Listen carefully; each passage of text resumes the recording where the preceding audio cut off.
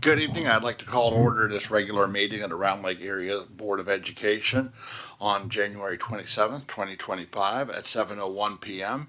If I can get started first with a roll call, please. Mr. Francisco? Here. Mrs. Larson? Present.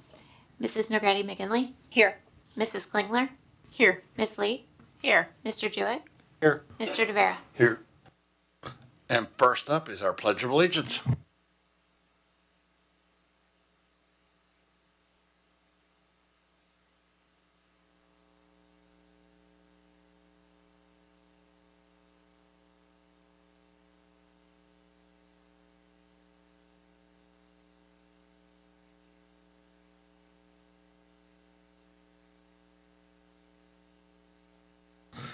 All right, first up, we need an approval of the meeting agenda as posted online. If I can get a motion, please. So moved.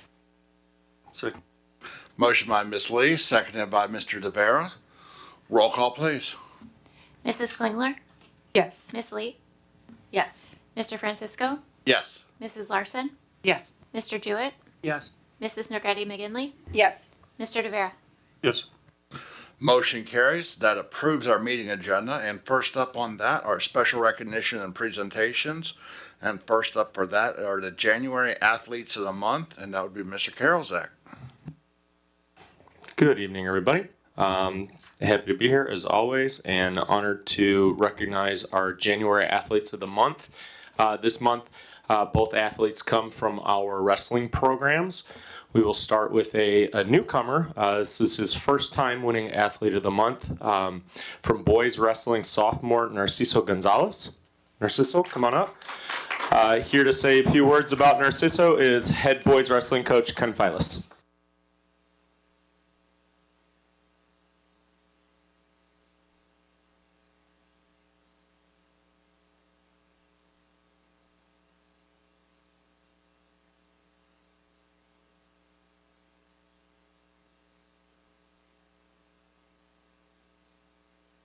It's also for the recording. Yeah, it's being live streamed. Yes. Okay, I thought my coach voice would carry me throughout, and I was wrong. Just I can't say enough about this young man. He went on a tear from basically mid-December all the way through mid-January. He started out around 500, and then right now he's 22-11. But there was a streak there where he won by I think 11 straight matches or so. He really turned it on. He made it to the second day, or almost made it to the second day of the Dvorak tournament, which, if the crowd doesn't know what that is the toughest tournament in the state. I'd argue it's harder than the state tournament. And he went 4-2 at that, and then he went and took ninth at the 44th team mid-states tournament as well. I know he's a sophomore, but he's got a really, really bright future. He's really coachable. And from when I met him his freshman year, this guy has done, he's just a really great kid and a really great human being. Should I tell him the first time I met you? Okay, so the first time I met this guy, his freshman year, I noticed he was a really good wrestler at McGee, and I'm looking for him, and I go, where is this kid? We're about a week and a half into school, and I find out he's in school. So I take a walk out there just to meet him, introduce myself to him, and at the close I just said, the kids in our program don't belong out here. This is not how we do things. He hasn't been back since, to my knowledge. So he's really taken that to heart. Just a great kid, and it's really proud to coach him. So.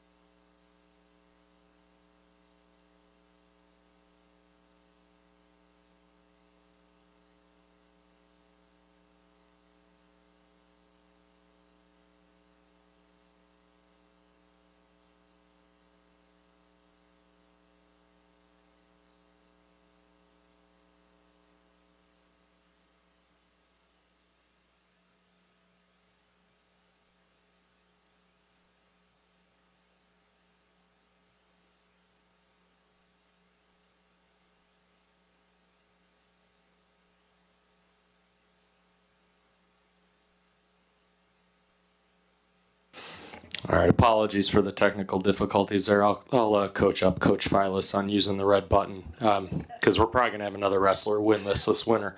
Our female athlete of the month is no stranger to these. If my math is correct, this is the 4th time that she has won athlete of the month in her high school career. Already one of the most storied athletes in school history, and is currently having the best season of her career. The January female athlete of the month from girls wrestling is Ireland McCain. Here to recognize Ireland is head girls coach Ender Concal.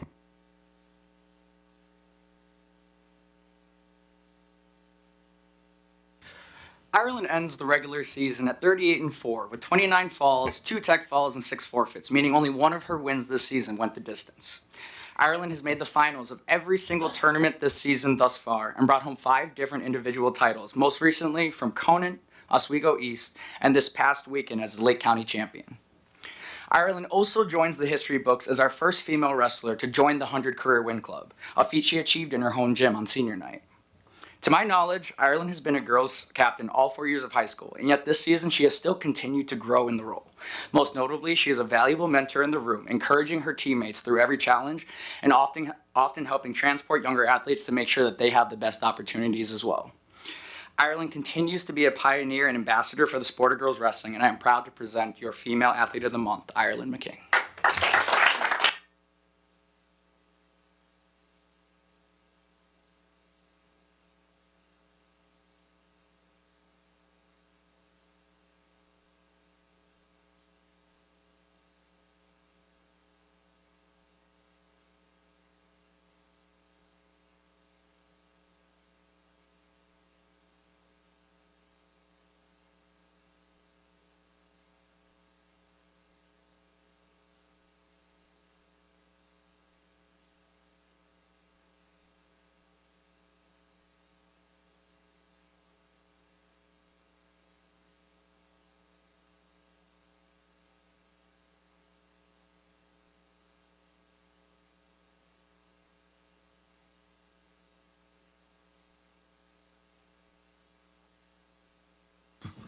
All right, next up, we've got our Round Lake Exchange Club Youth of the Month, and that would be.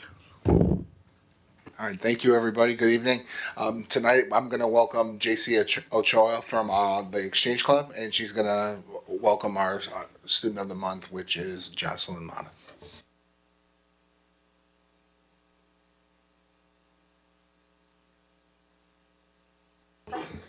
Okay. Good evening, and thank you very much for allowing us to be here tonight to present our Youth of the Month Award. My name is JC Ochoa, and I'm here representing the Round Lake Area Exchange Club. As you may know, the Exchange Club is America's oldest service organization, with youth programming being one of our 4 pillars of service. The Youth of the Month Award is cornerstone of Round Lake Exchange Club youth programming. The Youth of the Month Award honors outstanding students who have exhibited excellence in academic, leadership, and service. Students submit an essay on the theme selected by the National Exchange Club, and you'll be hearing our January honoree, Jocelyn Mata, read their essay in just a few moments. As Vice President of National... Go ahead. Oh, wait. Is it... No, no. Okay. So, Jocelyn Mata, as Vice President of National Honor Society and Student Council, Jocelyn leads with a positive attitude, creating an exclusive and supportive environment for her peers. She has also served as a social media coordinator for college ambassadors, a role in which she effectively communicates opportunities and guidance to her fellow students. She has also served her community and evident in her participation as a moderator for the Lake County Board Campaign Forum, where she engaged with candidates, possessed insightful questions, and facilitated discussions on key issues. This student is very deserving of this month's Youth of the Month. May I present to you Jocelyn Mata. This year's theme is especially meaningful, asking our youth. In a world that is constantly changing and ever evolving, our youth play critical roles in shaping the future of their communities. From advocating to leading, young people are taking charge and making a significant impact. How have you personally contributed to the society? How do you envision your future in community service?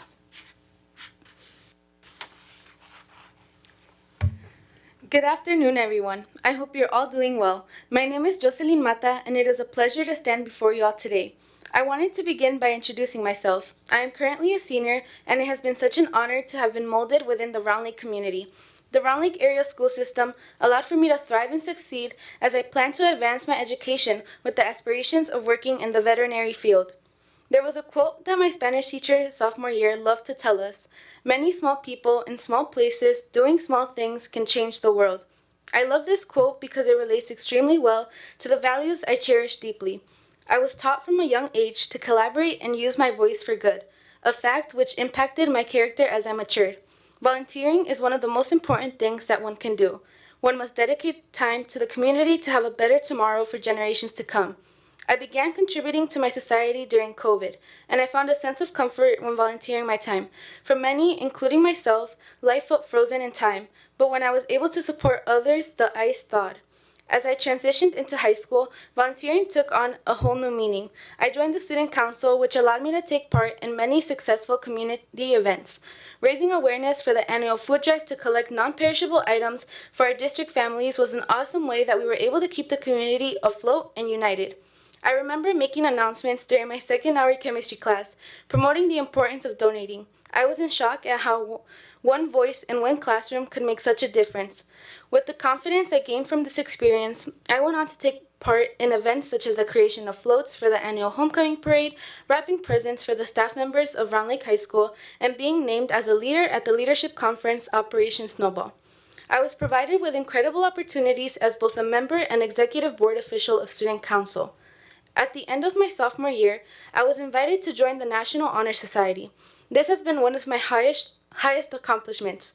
The endless resources available to young scholars looking to make a change is unbelievable.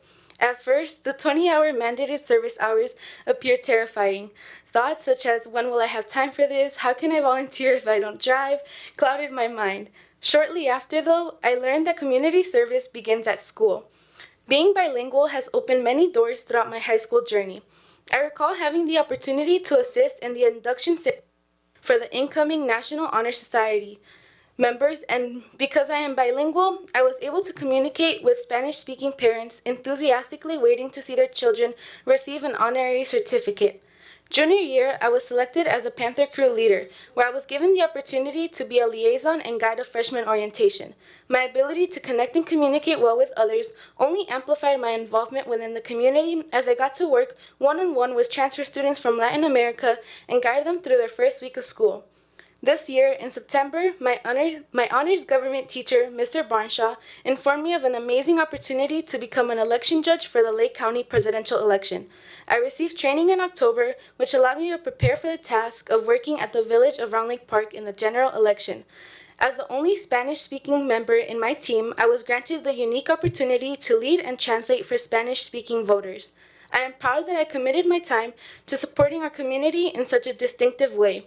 Now more than ever, it is a time that the youth must have a hand in taking charge of their future society. For me, volunteering started at school, but that is not where it has to end. I know that I will continue to grow and give back as I pursue my next stage in my life. As I began to create my list of colleges, I looked for the clubs and organizations on campus which were focused on giving back. While I do not know where I will be committing to college yet, I know that I will utilize my resources to become a global citizen. I value community work because I know that small acts can change the world. There are so many ways to give back in our society, and I look forward to seeking out each opportunity. Thank you all for your time, and I look forward to building our community together.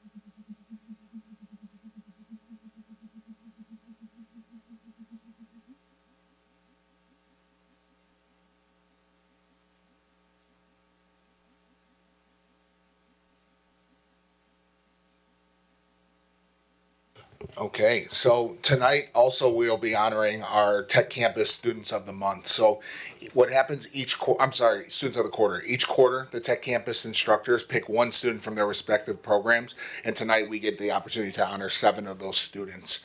So the students that we'll be honoring tonight is Ryan Cabral. He's in the Construction Skills and Management program. Israel Vadaka, who is a welding and fabrication. Kanaya Eatman for medical assisting. Alexander Ambrose is construction skills and management. Fatima Pacheco for culinary arts. And Tyler Coutier, and he is for cybersecurity. So what we're honoring and what they're selecting these students for is for their overall employability traits, their commitment to the program, and just the overall success in their development of their skills. So please welcome me or join me in welcoming these students to the front and honoring them tonight for the Tech Campus Students of the Quarter. I do want to also add, I'm so glad the students are here. I want to thank the board. Most of the community maybe doesn't even realize the significant financial investment that you make in Tech Campus affords these students with the opportunity to participate. And we're, I think, the 3rd largest sender proportionally to our population. We're number 1. And I, for one, value this program so much, and I'm just so proud of our kids. So thank you to the board. Thank you for being here.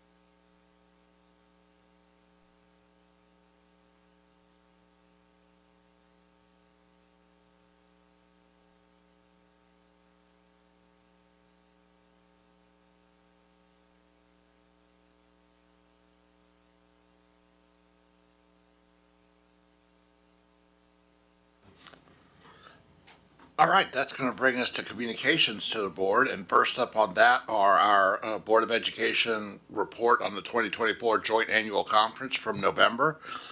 Thank you to everyone who did upload a recap. I'll go over for the most part, it's all loaded there, so please feel free to read it.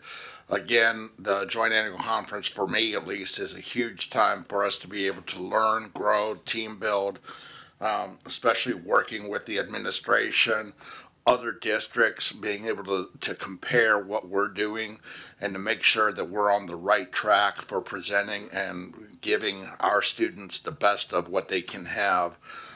It's a great effort and part of the reason we do the continuing education that we do, whether it's at IASB, whether it's at a COSBA, whether it's at a advocacy event, whether it's at NSBA. So we can just kind of go around the table and just throw out some highlights from each and every one of you guys, whoever wants to start.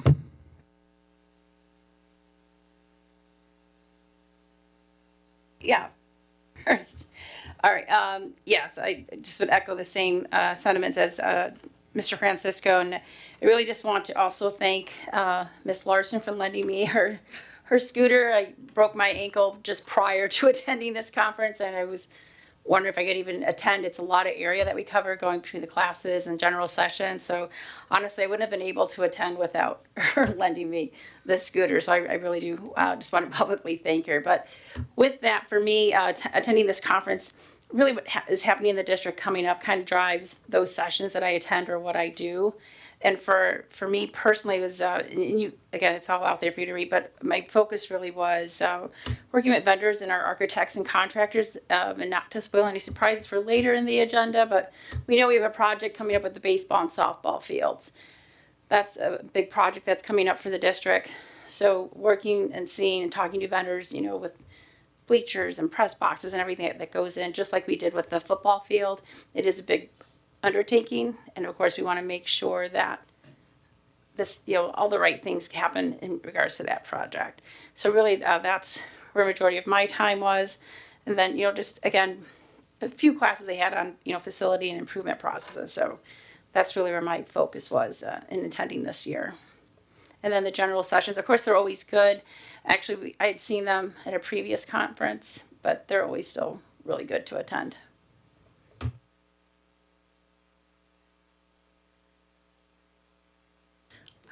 Everything I have is uploaded and you can look at the packet, but I do so appreciate the opportunity to be able to go to these conferences. It's great to get to see people out of their board element while working to better our district.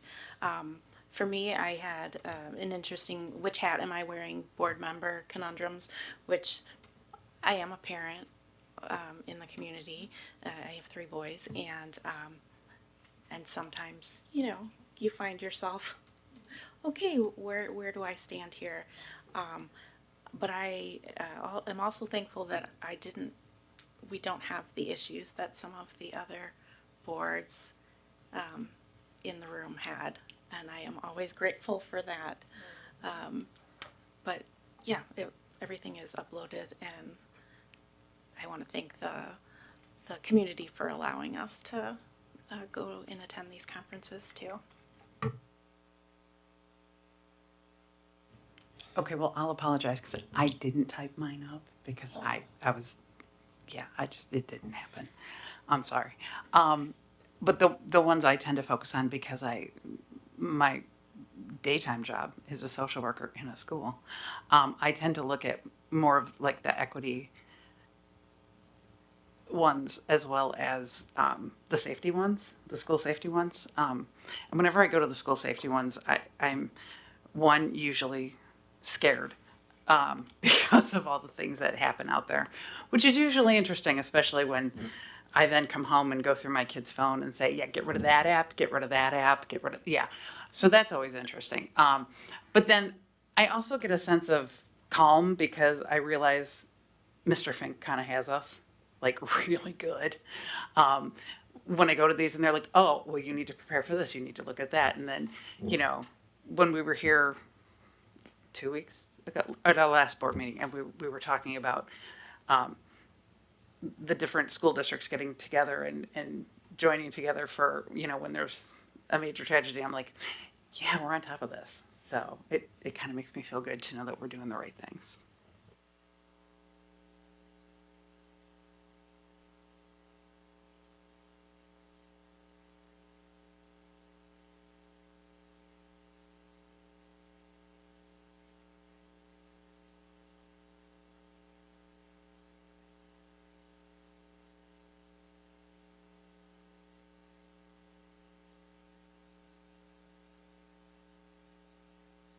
All right, and then, so we've got nothing else on the joint annual conference. We'll go next to budget assumptions and Dr. Mendoza. So as is past practice, Board of Education, this is our first look at the FY26 budget assumption process. For your convenience, there is a summary memo with an attachment which includes a spreadsheet with lines identified with categories. For your convenience, we've also included the FY24 fund balance that is listed on the memo. I do want to say I think you have done an exceptional job as a school board at, for lack of a better term, not hoarding taxpayer resources. There are certain districts that have 100, 150, 200% fund balances. Those typically, that's tax money they've collected. And I think there's a fine line between accumulating fund balance and I think for a reason we collect that money, and investing it back into the schools, I think, is the proper thing to do, especially on one-time expenditures. So you can see what the trend has been. For your convenience, I do want to highlight several things. I will refer to them by line items. Tax revenue, we see, and this is for this fiscal 25-26 fiscal year. We have about a $400,000 decrease in tax revenue. That's simply because of the district is governed by PTEL. The amount we can levy is the lesser of 5% or CPI, whichever is less. We saw a decrease in what we levied. Evidence-based funding from last year to this year, we saw about a $500,000 decrease. To be conservative, for next year, we've dropped that another $250,000. I don't know if that's going to come to fruition, but I'd rather be under the number. We're not going to know what that number is till July or August. And just very important about the evidence-based funding, just because you experience a decrease in one year doesn't mean that that's going to be the trend, because every year it's $350 million into the pot. There's a finite amount of school districts. So we actually, in our own case, we've seen a decrease and then an increase the following year, depending on different districts and where they move with tiers. As far as we know right now, we're tier 1. Title I carryover, that's line 6. We every year experience, and we get a call from the states or the feds actually. It's not a call, it's an email saying you got carryover money. We've looked at the 6-year trend, so we included $300,000 in revenue. We are going to be using fund balance for construction.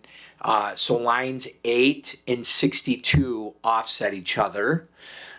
We know what year 1 projects were going to be. That was discussed at the last board meeting. While we need revenue to support that, that's where my reference to fund balance comes in. So that's a net zero.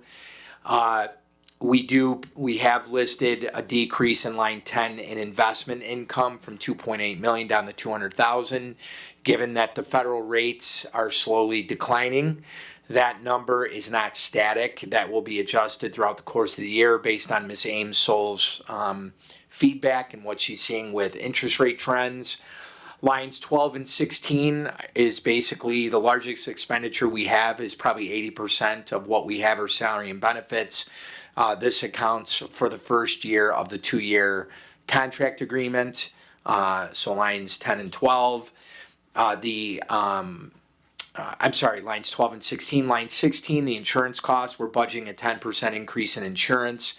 This year we saw a 4.2, 4.3%. That will not happen again, so we've increased the number. Typically our insurance number goes up 10 to 15% a year. PPO, HMO is a little bit different, but that's what the average is. You are going to see a big number on line 27. That's the CEDAL tuition fix.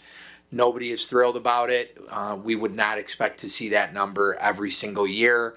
I would say for the first time in a long time since I've been on the CEDAL executive board, I feel like the financial information that I'm getting is accurate.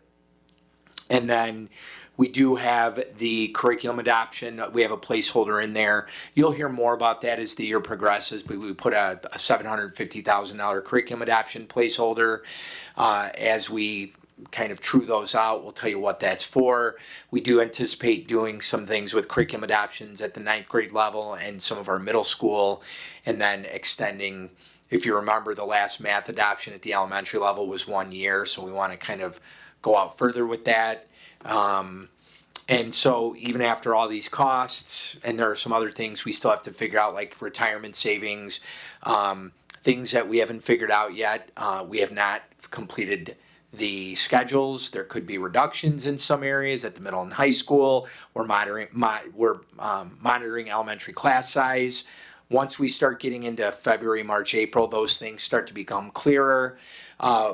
We do not anticipate a significant amount of staffing requests. I do want to gently remind the board, mandated requests we don't typically know until May because we have annual reviews that occur later in the spring. We also have our access testing, which dictates multilingual staffing, and so that won't be known later.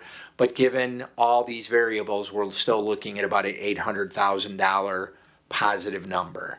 That could change based on a variety of things, but we feel good about where we are. This has been shared with Finance Committee, but we also want to bring this to the full board because one of the primary things you do is provide oversight for the district's finances. I would expect you're going to see this, an updated version of this between now and June every month with updated numbers. So I'm happy to answer any questions you have. I will say the next month, Ms. Ames will be presenting this, not me, which I'm happy to pass off. I like passing things off to the team. So anyway, I'm happy to answer any questions at this time.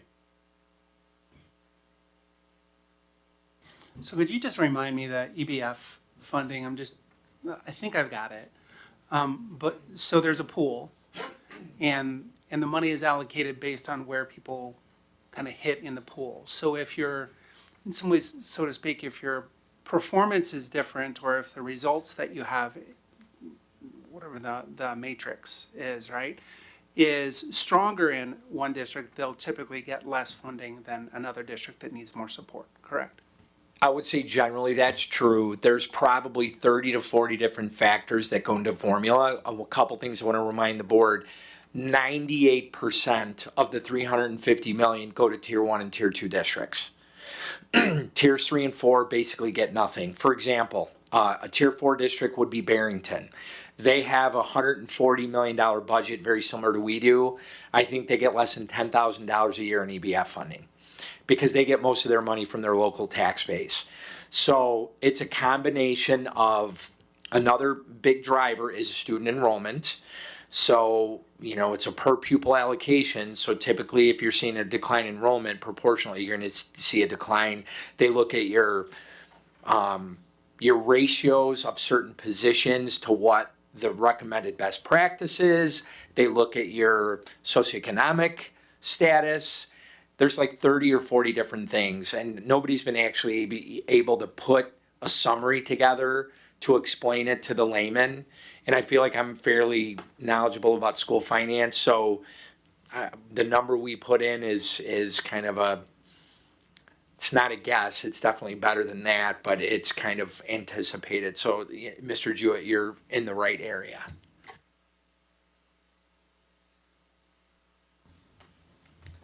I was just going to add, as you heard Dr. Mendoza mention, this was viewed at the Finance Committee meeting earlier today. And again, I think Dr. Mendoza said this is like, it'll come every month as changes or iterations are made as far as maybe staffing changes. Again, we're still pretty early on in the process here, but this has been reviewed by Finance. Any additional questions? Excuse me. Thank you, Dr. Mendoza and team. Next up is recycle of obsolete technology and equipment, and that would be Mr. Kozik. Good evening. The first memo I have for you tonight is consistent with our recycling practices. The table inside this memo is the latest list of obsolete technology. In this case, it has surpassed its useful life in our district and also has no value. We partner with our recycling partners to have them pick it up and dispose of it properly. Any questions?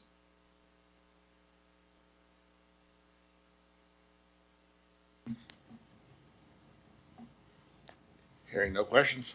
Okay, the second memo is the sale of obsolete technology. So this list that includes 3 tables is the latest effort for us to reach out to our recycling partners.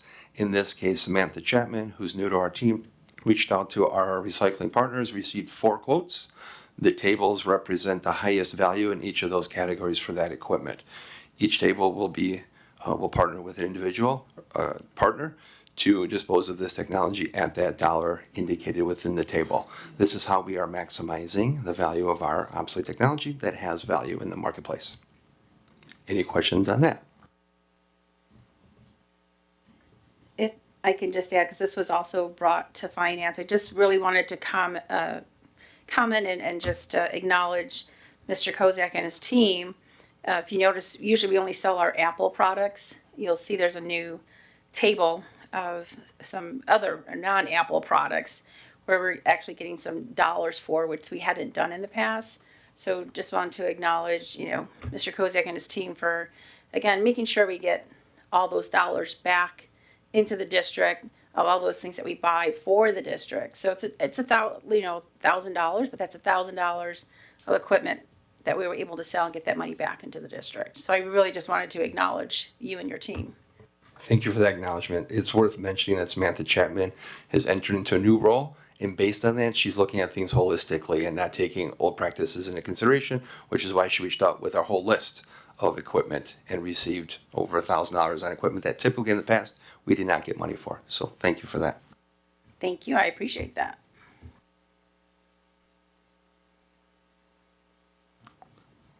All right. Hearing no additional questions on that, we'll move to just a recap of the strategic plan monthly update, just the 2025 January. No formal comments, but at one of the February meetings, we're going to be bringing a student achievement presentation forward, and you'll see some iReady outcomes. We're very pleased with kind of how that's progressing, and there'll be a more substantive strategic planning report at the February meeting. So you have information as backup for your review in the packet. Any questions for the team in regards to that?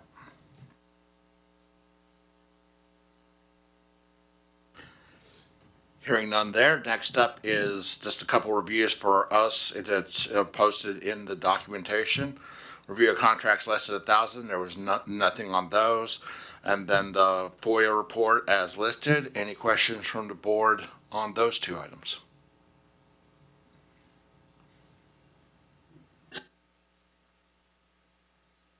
All right, hearing no questions there, we will move on to public comment.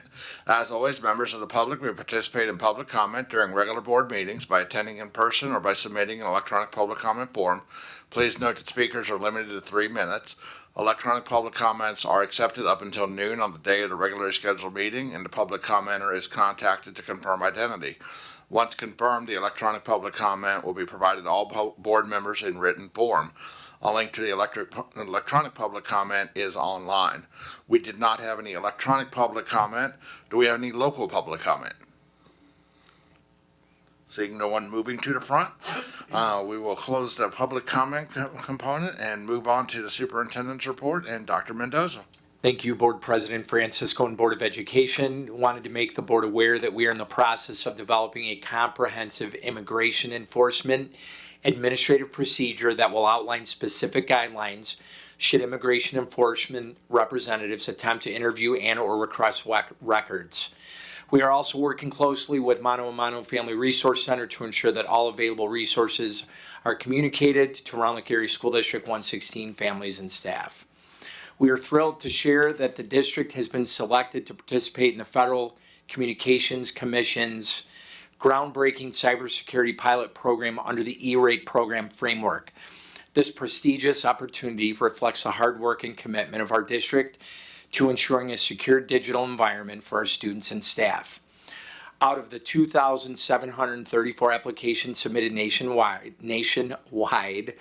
requesting nearly $3.7 billion in funding, our district is one of only 504 selected across the country. Within Illinois, 67 districts were chosen, and there are over 800 school districts in Illinois. We are proud to represent our state in this critical initiative.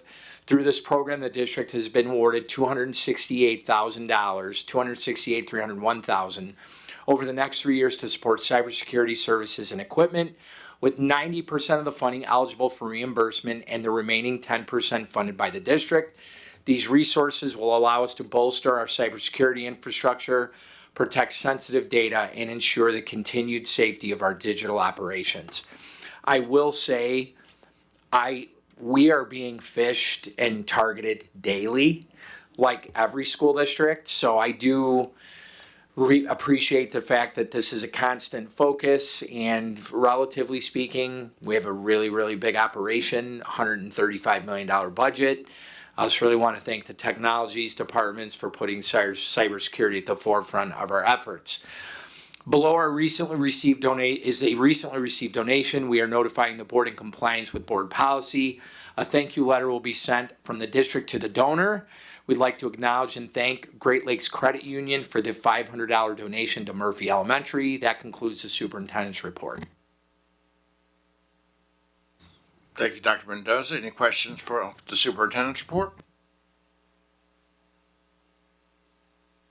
Hearing none there, we will transition to committee reports, and we did have a finance committee, and I will turn it over. Thank you. Yes, we had a finance committee meeting earlier today. Just going through the agenda, we had the fiscal 24 audit report, which you have a copy at your table, but we have a presentation a little later in the meeting, so I don't want to ruin all the fun. You heard Dr. Mendoza talk about the budget assumptions. Then we had middle school new club proposal. If you look at the finance packet, it lists all the clubs we currently have at John T. McGee and Round Lake Middle and the high school, and the request currently for a health and wellness club and a jazz band club. They do want to start this year and not wait for the next full school year. They want to use jazz band as a pilot at McGee, so we can then have it at both middle schools. Again, in reviewing the list, the questions that came out of finance, again, is making sure that we have equity between both middle schools for those clubs. One of the questions, and if you review that list, Scholastics Bowl is not listed for John T. McGee. I know when my kids attended middle school, it was really strong, and yours, a really strong club. They just don't have the interest right now. But those kids that are at McGee, they are able to join Round Lake Middle. So those few kids that are able to. But again, we're just trying to make sure that we have alignment between the schools and of course alignment within the middle school as those kids feed into the high school.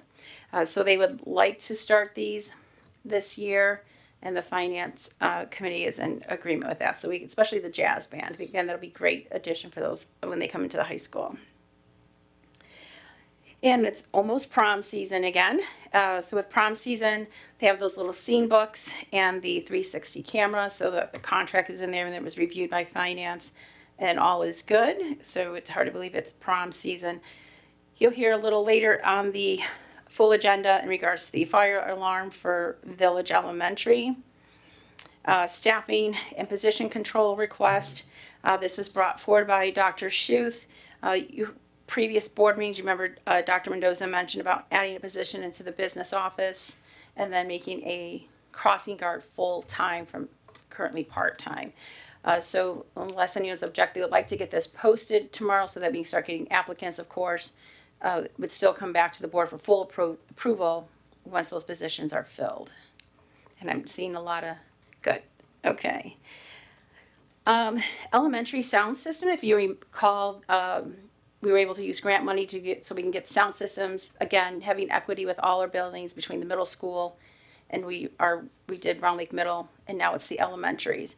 So in the finance packet, you'll see the proposal for the elementary schools. Again, we are using grant funds and district funds. And again, Mr. Kozak's team did a great job in getting this together. So it'd be great for those elementary schools to get the sound system. This would be completed after Memorial Day. It would be completed by June 30th. So when those students return in the fall, all those schools would have great sound system. We spoke in regards to the obsolete equipment. Next is a long-range enrollment projection study. Of course, we've done this, during that cadence that we have. Currently, obviously, as you know, we've changed our model from neighborhood schools to currently, so this would help and it would focus on that new model we have within the district. So that will come next meeting for approval, which is next week. Next is an intergovernmental agreement for SALT, and it's not an acronym SALT, but just the actual SALT, road salt. So that will be later in the agenda. And then, as I kind of spoke to when I gave my report in regards to our conference, you'll see in here a contract for pre-construction services agreement with Team Real. This is in regards to the baseball and softball project that we will have this summer. This is a contract. Again, we are asking for a commitment out of Team Real. Of course, they in turn want a commitment from us as well. So this contract, is currently only for the $48,000 for the time and material that we will invest, and it's just a mutual respective agreement that we don't abandon them in the project. They put all this work. It's no different than what we did, for those who might recall, with the football field. So again, it's just an agreement. we have been meeting with Team Rio and the administration here to get this project off the ground so that we can get this completed. And I know everyone's very excited about it.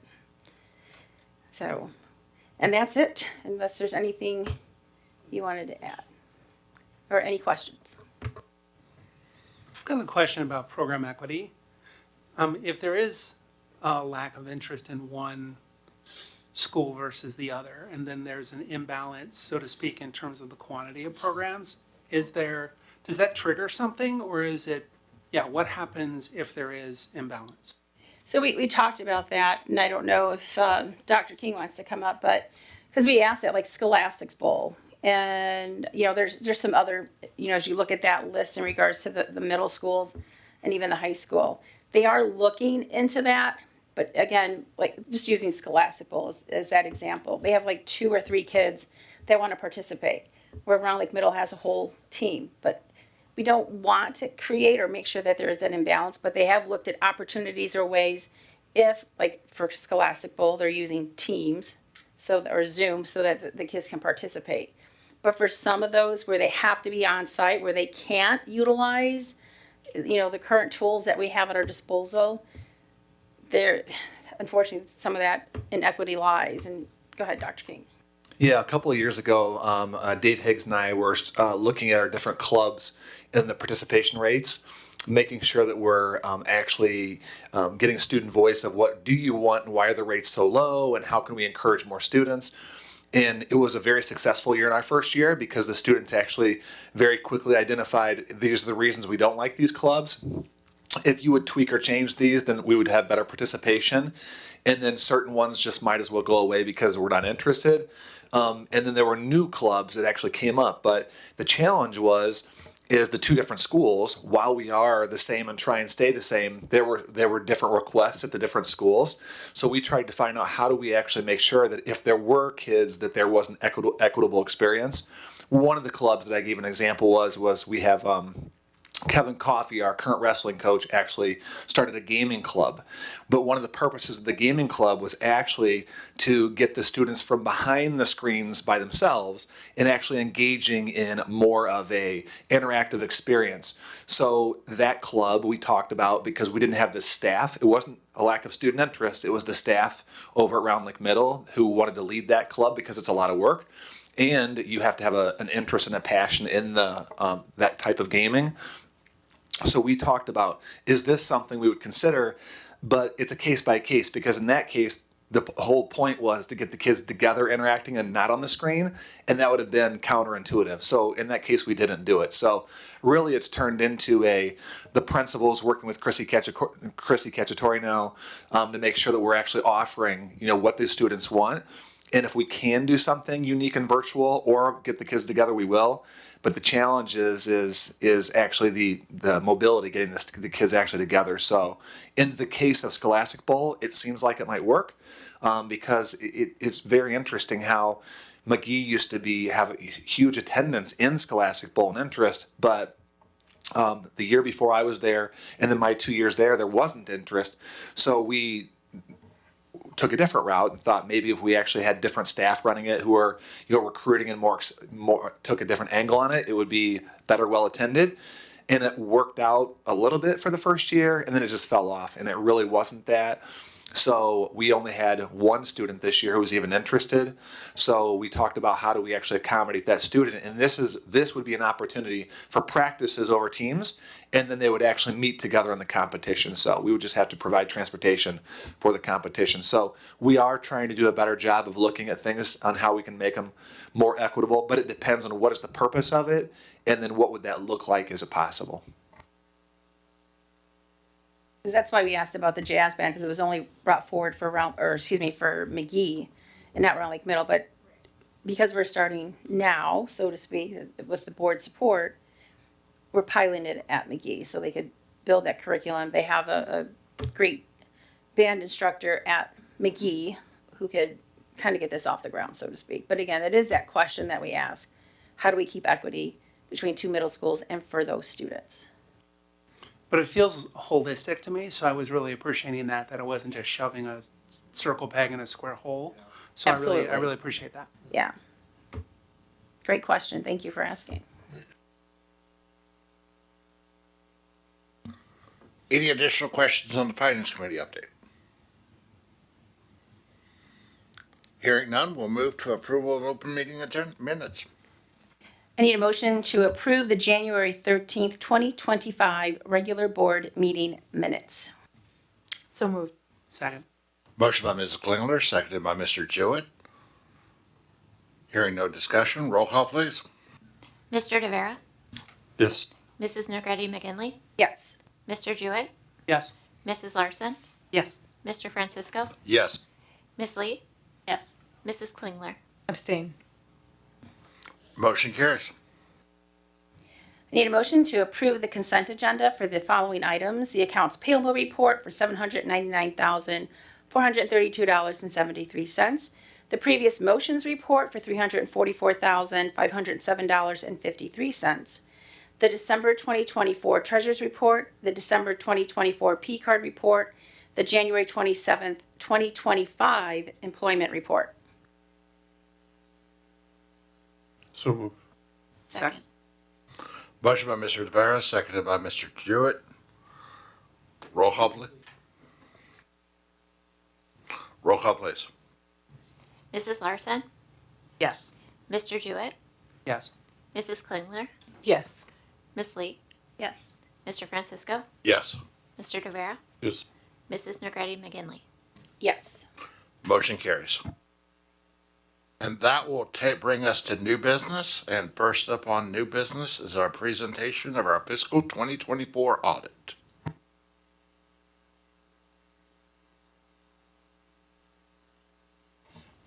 Thank you very much for giving us the opportunity tonight to present the FY24 audit to the Board of Education. We have Sheridan Jurgensen here, who's with Excezion, our audit firm, and we're very happy to have her here today. Sheridan, actually, I have worked with Sheridan for about 18 years.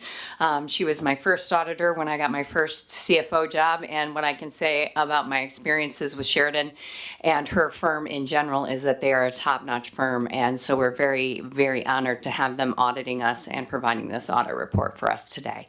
So with that. Well, good evening. My name is Sheridan Jurgensen. I'm one of the audit partners at Excezion.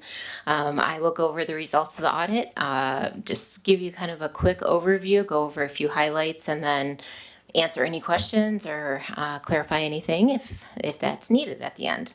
So I first off, though, want to start off by saying thank you to Tina and the business office.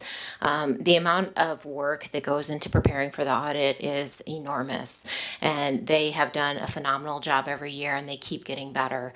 And this year was no exception. And just the ability to get everything ready for us, as well as being available for questions while still trying to do their job. We just really appreciate it. It's also unique here. The district actually does their own accruals at the end of the year. Most districts don't have someone on staff that has that ability to do that, and so they actually have to pay us to do that. So the fact that you have someone on staff that can record all those year-end adjustments before we come in is huge. And as a result, the records are in excellent condition when we come in. So just thanks to Tina and everyone else involved in the audit process. I will go through a few things in the audit report. The first one is kind of the most important, and that's the opinion letter in the audit report. It's an unmodified opinion, which under accounting standards is the best opinion you can have. It talks in there about kind of the testing we do and everything that we look at as part of the audit. And at the end of the day, we can come to the conclusion that we feel that the financial statements are free from material misstatement. It also talks in there about internal controls, and it says we don't give an opinion on your internal controls, but we do spend a lot of time looking at them. We're not only required to look at the written policies and procedures, but actually sitting down with the people and making sure they're being processed according to those. We had no issues this year, no findings or deficiencies that we found as a result of that testing. There's proper approval and review and all of the processes that we looked at. In the audit report, one of the first sections in it, which starts on page 4, is management discussion and analysis. And I always recommend to boards that if you read nothing else in the audit report, that you read that section. It just gives a good summary of what happened during the year, kind of a more user-friendly, easier to read than some of the rest of the information in the audit report. So I do want to highlight that. And then it goes into the two sets of financials that are in the audit report. Starting on page 14 is the government-wide financials, which is a more long-term outlook statement. So it has your fixed assets, long-term debt, pension liabilities, lease liabilities, etc. So that's all on there. Then you have your fund financial statements, which starts on page 16. And from there, those just show the results of each of the funds. So this is more typically what you see when you're looking at the financials internally. On page 18 and 19, you'll see the revenues and expenses for the year for each fund. You'll see that for the year, there was a decrease of $2.5 million. Of that, there was an increase in the transportation fund of about $3.4 million. IMRF increased about $1.2, and then you'll see the significant decrease was in the general fund, which was $10 million. Granted, of that, about $5 million was transferred out of that fund, which is part of that decrease. So overall, that comes to the $1.4 million decrease for the year. Then in the rest of the audit report, it goes through the footnotes. It gives budget to actual statements for each of the funds. And then in the back, it gives you some statistical information, just basically 10 years of financial data. So you can kind of see trends and how things have come to where you are now. The other thing that we do provide as part of the audit is, it's actually a separate audit, a single audit that is related to your federal awards. This year we had to test your child nutrition grants. With all the testing we did that, we're not only looking at the money that was spent, but also compliance. There's a lot of compliance with those grants, making sure that that was all followed. There was no issues and no findings for that audit as well. Then the last thing that we submit to ISBE is your AFR. And in the AFR, they can calculate the financial profile. Last year, well, it's on a score of 0 to 4. Last year, you were at a 3.7. This year, you're at a 3.45. So it dropped slightly. There was only one ratio that did drop out of the 5 that calculate that, and that's just related to you had more expenses than revenue in your operating funds from last year. I will say that this is pretty consistent over a lot of districts as they're trying to spend down fund balances, just with all the regulations, etc. So not unusual, and I would expect it to be right back up next year. So that is a quick overview, but I will definitely answer any questions that you would have.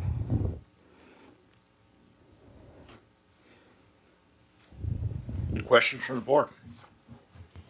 Again, just wanted to add again, this, as I mentioned, this was on the finance agenda and reviewed at finance, and I know we've had a little bit of transition in the finance office, but we've been working diligently together, and again, this has been reviewed by finance, and I guess we just really wanted to more of a point of clarification with our financial profile dipping. Go ahead, did you want to? I saw T get up, so I wasn't, yes. We made sure we noted the financial profile score drop in the transmittal letter and the MD&A, which is directly what Sheridan was speaking to in terms of where you should look. The other thing that it's important to note is that, as Sheridan said, this is not just our district experiencing this. And I don't know if you're aware, but we can actually tell our story when our financial profile score is published by ISB, which is something a lot of districts don't know about. So we will be making sure that we tell our story. So when they release that, there will be comments released by us that are prepared by us that explain that we're meeting the Miller test. So.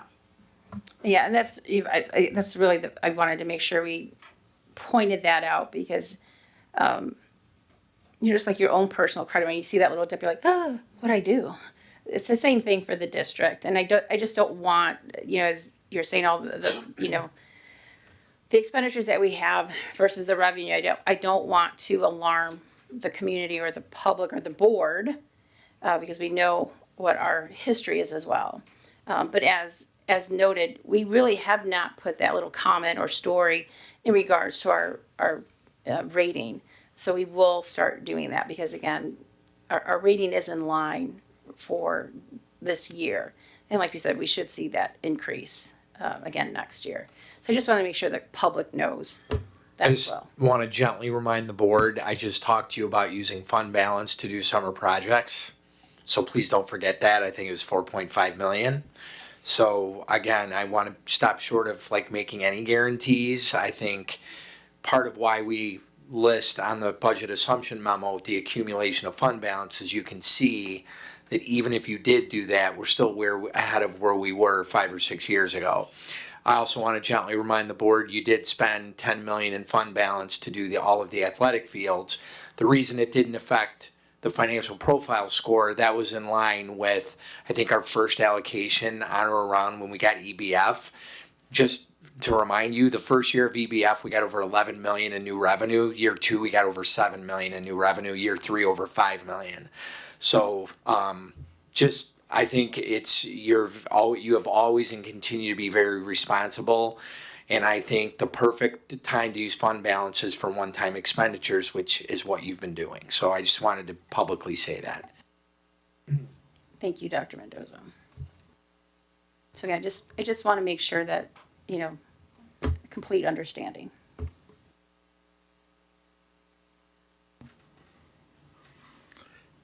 Hearing no additional questions, thank you very much.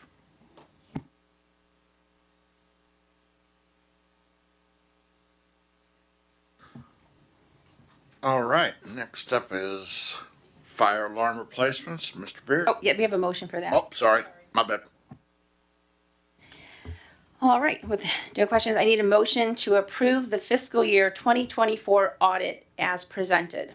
So moved. Second. Motion by Ms. Lee, seconded by Mr. Jewett. Roll call, please. Mr. Tavera? Yes. Mrs. Klingler? Yes. Ms. Lee? Yes. Mr. Francisco? Yes. Mr. Jewett? Yes. Mrs. Negretti McGinley? Yes. Mrs. Larson? Yes. Motion carries. And that will bring us to our fire alarm replacement at Village Elementary and Mr. Beard. We were waiting for this one, Mr. Varick, with enthusiasm and excitement. Well, good evening and thank you for your time. As you know, the school district has fire alarms integrated into each of our buildings, and National Fire Protection Codes mandate that these devices be fully functioning, maintained, and tested on a regular basis. Now, as fire alarms age, at some point they become problematic, difficult, and expensive to maintain, and in some cases, they no longer meet current fire safety codes.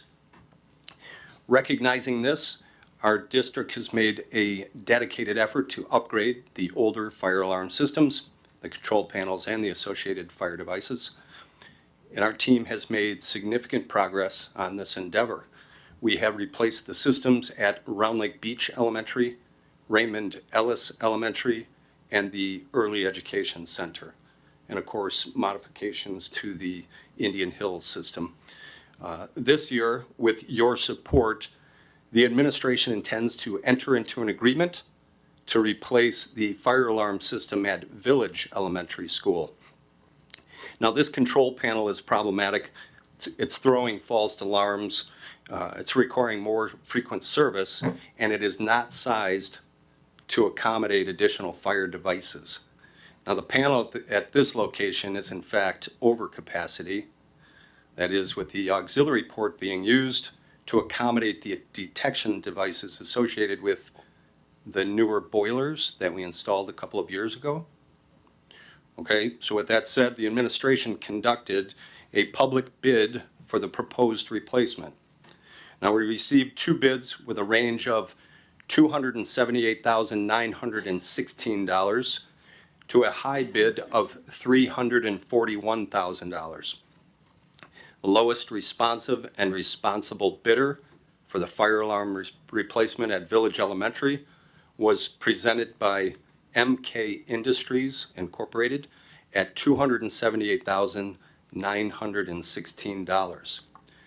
Funding for this proposed project will be $143,324 from the Department of Commerce and Economic Opportunity Grant, with the remaining balance from district funds. The administration is asking the members of the Board of Education to approve its recommendation for replacement of the fire alarm system by MK Industries Incorporated at a cost of $278,916 at Village Elementary School, which is slated during the summer of 2025. So thank you, members of the board and Dr. Mendoza, for your consideration. So as I mentioned, this was on the Finance Committee agenda. And some of the questions that came out of that in regards to this request for consideration is the manufacturer. If some of you may recall, we have proprietary fire alarm systems in our school, which kind of ties our hands as a district to servicing them. So we're just wanting to make sure that we're not repeating that cycle, that whatever system we put in, that we can service those. And that was one of the questions here in regards from finance. That's correct. In the dedicated effort that we talked about, we are moving away from the Simplex Grinnell proprietary technology system, and we are moving to a open protocol, a non-proprietary platform. In this case, we are using the manufacturer is Notifier. Notifier has done a great job over the years, has a good reputation within the school systems, and is well recognized by the municipal fire marshal. And again, just the reason why we asked that question is this proprietary system has actually cost us more money to have and maintain in the district. Thank you. All right, with that, I need a motion to approve the bid to award to MK Industries, Inc. in the amount of $278,916 for the replacement of the fire alarm system at Village Elementary School. So moved. Second. Motion by Mr. Jewett, seconded by Mrs. Klingler. Hearing no additional conversation, roll call please. Mrs. Klingler, Yes. Miss Lee, Yes. Mr. Francisco, Yes. Mrs. Larson, Yes. Mr. Jewett, Yes. Mrs. Negretti McGinley, Yes. Mr. DeVera. Yes. Motion carries. Thank you, members of the board and Dr. Mendoza. Thank you, and that will bring us to Dr. Lamping and our intergovernmental SALT agreement with the Village of Round Lake Beach. Yes, for the past 7 years, we've been purchasing our salt through the Village of Round Lake Beach. Over 3 years ago, we started with the first multi-year agreement, so we had a 3-year agreement with them. They provide all of our salt. We take our Bobcat and we go over there and load our salt machines. They have provided a real good environment for us. They have also managed the salt, so when it gets low, they will go out and bring out more salt. It's been a very good agreement. They receive their, they purchase their salt through the state bid, which is similar if we went out to bid. We just do not have any space to house any salt. There is a 5% upcharge. That's because they do travel to get the salt. They also move the salt amongst their facility and upgrade our salt every time it goes down. We feel it's been a great relationship, and we'd like to continue that. So this is for another 3-year agreement. And again, this was at finance. I just want to mention, and I don't want to put this out in the universe, but the weather hasn't really, I know, so I really don't want to say, because if something happens, I know. Yeah. But if we don't use the salt, it carries over. So I just wanted you to know, because that could be a potential. So I just wanted to make sure the board knew that with this intergovernmental agreement. If we, currently we haven't had a need, and if whatever we don't, the volume carries over. This may be a weird question, but could there be a time that we just skip a year because we have so much accumulated salt? Unfortunately, we haven't had that recently, but I suppose if that would become, reality, we'd have to talk to them, but, I mean, we used a lot of salt actually this year already. If you see all the white, I mean, we've used a lot of salt, but I can't imagine we get to a year that would be completely no salt, but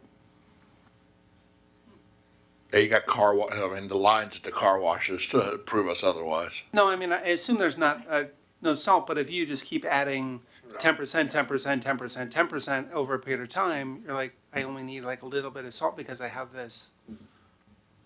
I think as the weather or the climate has changed, we'll have to obviously keep that in mind, but we haven't had a year, at least here in the Midwest, where we haven't used, again, a high, yeah.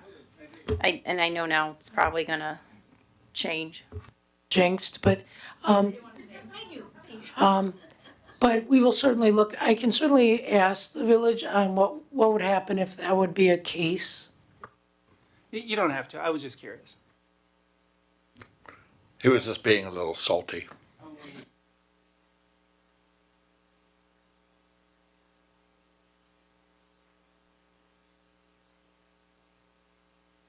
There's a gong on that one.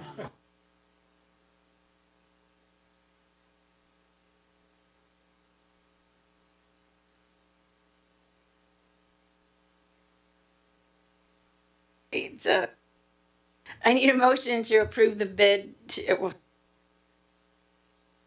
I need a motion to approve the 3-year intergovernmental agreement with the Village of Round Lake Beach for the purpose of securing salt to address district facilities during the winter months. So moved. Second. Motion by Mr. Jewett, seconded by Mrs. Klingler. Roll call, please.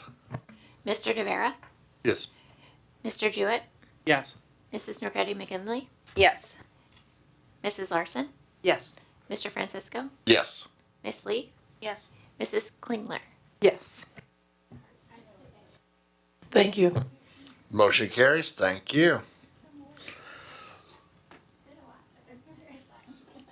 All right, next up is our approval of the date, time, and location for our regular board meetings for the 25-26 school year. Just a high level on that one. Keep in mind this, that we have adjusted to where during the summer we will not be going to the one meeting schedule, so we'll just continue the regular 2 meeting cadence, which the administration has stated is a preferred situation for them because of the challenges of changing off their cadence. And thing is, the size and structure of our district is such that the timing just, yes, it's summer break, but there's still that much more, if not more, to worry about. I was just gonna add, I know this is the 25-26 school year calendar, and as we've transitioned from our last summer schedule to this year, I did ask about the June dates, just so, I know I'll still wanna try to take some holidays with our families, so if we can just get the June dates as well. Yeah, I personally think it's okay to avoid the once a month meeting that's like 9 hours long. I'm okay with it. Well, and then there's honestly staffing implications. Trying to bring things forward for approval with the gap makes it a little bit challenging. So we do appreciate your support on that. All right, I need a motion to approve the proposed regular board meeting schedule for the 2025-2026 school year. So moved. Second. Motion by Mr. Francisco, seconded by Mr. Jewett. Roll call, please. Mrs. Klingler, Yes. Miss Lee, Yes. Mr. Francisco, Yes. Mrs. Larson, Yes. Mr. Jewett, Yes. Mrs. Negretti McGinley, Yes. Mr. Rivera. Yes. Motion carries. And that will bring us to positive occurrences. Okay, I was just gonna say, it's cheer comp season. They've had a few competitions. But sectionals is February 1st. It's at Grays Lake North. Usually we're out in like Rolling Meadows or, pretty far away. So if anybody can go, because I will be traveling to DC, but if anyone could go and support Round Lake. And also we had conference, which was at Grays Lake North, and it was really nice to see that the football team came out to support the cheerleaders at, a local competition. So just, kudos to the football team for coming out to support them.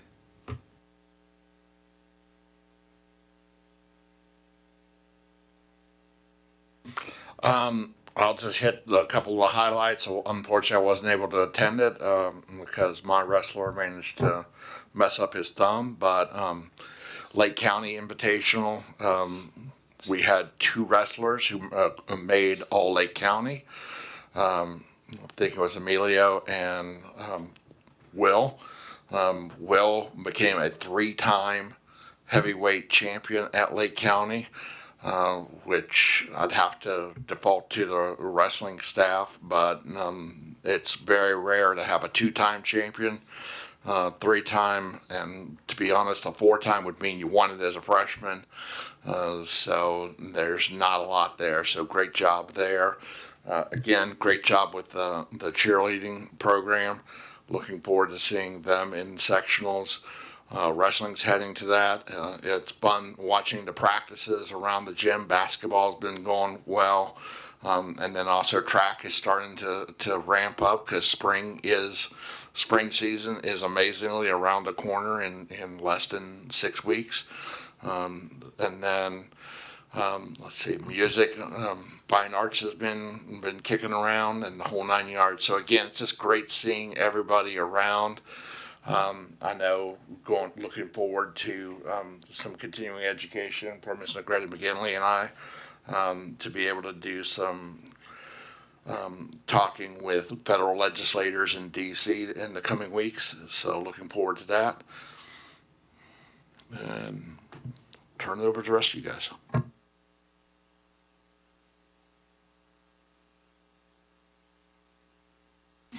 All right, well, I guess I hogged it. Next up, future agenda items. Anybody got anything they would like to have added to future agenda items, conversation, et cetera, et cetera? Okay, hearing none there. Next up will be convene in closed session, so I'll need a motion to convene in closed session as permitted by statute 5 ILCS 120/2 for the purpose of discussing the following. 1, employment matters, 5 ILCS 120/2C1. Closed meeting minutes, 5 ILCS 120/2C21. Real estate matters, 5 ILCS 120/2C5. And litigation, 5 ILCS 120/2C11. So moved. Second. Motion by Ms. Lee, seconded by Mrs. Larson. Roll call, please. Mrs. Klingler, Yes. Mr. Francisco, Yes. Mrs. Larson, Yes. Mr. DeVera, Yes. Mrs. Negretti McGinley, Yes. Mr. Jewett, Yeah. Miss Lee. Yes. Motion carries. That will take us to closed session. We will come back out of closed session to reconvene an open session for action afterwards. So everyone online can hold tight. We will be back to reconvene an open session after our closed session. Thank you all.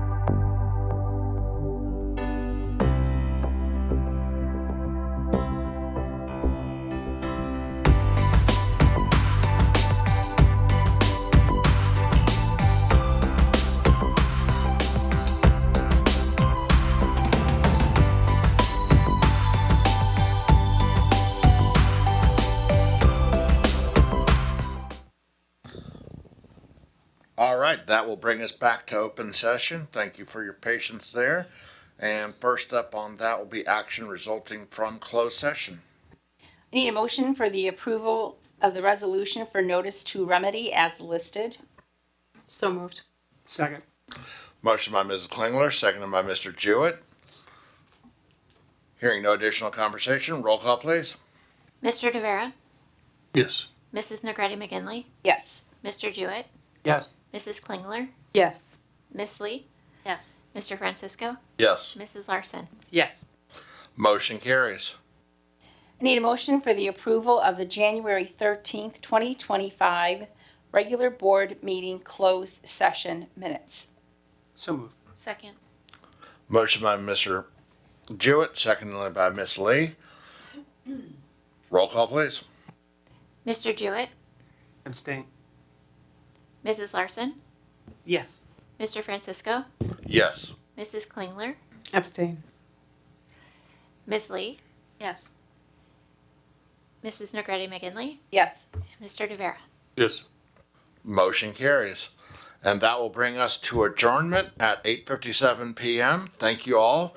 Have a great evening. Our next meeting will be on February the 3rd at 7 p.m. Everybody.